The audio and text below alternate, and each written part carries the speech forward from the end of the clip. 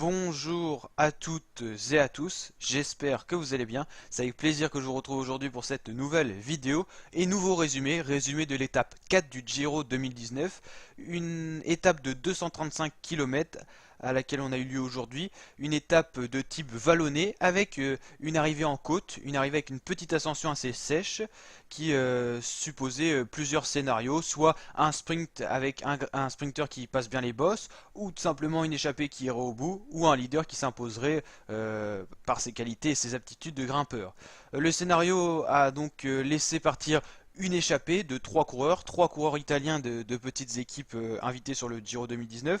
Cette échappée a compté jusqu'à 6 minutes d'avance, puis le peloton a accéléré, est revenu sur les échappées, et donc sur le final, les 20 derniers kilomètres, on n'avait plus d'échappée, et il y avait beaucoup de nervosité qui a donné lieu à des chutes, celle de Tom Dumoulin, qui au final dans cette étape aura perdu 4 minutes et certainement le classement général du Giro 2019.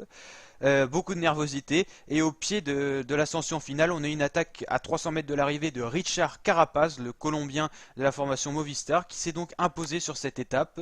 Une très belle attaque qui n'a pas donné lieu à de rattrapage par le peloton car l'attaque était vraiment sèche et finalement on a eu Caleb Ewan qui a quand même failli revenir sur la ligne sur Richard Carapaz, mais Richard Carapaz s'impose en tant que bon baroudeur et également en tant que leader parce que c'est un coureur qui est très bon en montagne, qui peut aller chercher un podium ou un top 10 sur un grand tour. Donc deuxième, le sprinter italien Caleb Ewan qui fait son meilleur résultat au niveau du sprint depuis le début, certainement parce que des sprinters n'ont pas réussi à suivre le tempo dans la côte. Troisième, Diego Ulissi de la formation UAE Team Emirates. On remarquera la quatrième place de Ackermann, le sprinter allemand qui a déjà gagné une étape.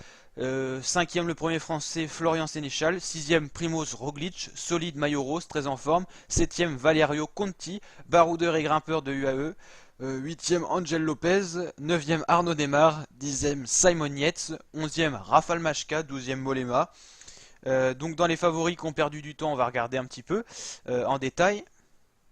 Alors là on a beaucoup d'équipiers, on a Pello Bilbao, c'est pas vraiment un leader, mais c'est un coureur qui a déjà fait des top 10 sur un Giro. Miguel Landa qui a perdu enfin, quelques secondes, 44 secondes sur le premier, pas très en forme Miguel Landa, mais en même temps on peut voir qu'ils ont Carapaz dans cette équipe, donc faut pas non plus, enfin ils auront quand même un leader, donc ça reste correct. Tanel Gangert qui a perdu du temps, ça peut être un leader ce coureur hein, de Education First Drapac.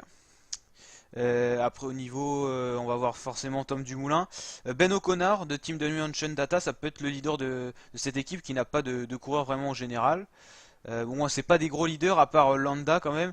Et bah, forcément Tom Dumoulin, comme je vous ai dit, qui a chuté, qui a perdu 4 minutes. Donc on va encore tarder avant de le voir. Donc il est encore plus bas dans ce classement. Voilà, là, il y a, voilà, Tom Dumoulin qui est accompagné de Sam Owen, Yad Buckland, Ian Lee et Robert Power et Louis Van Marke pour lui permettre de revenir dans le peloton, mais ça n'a pas été le cas hein.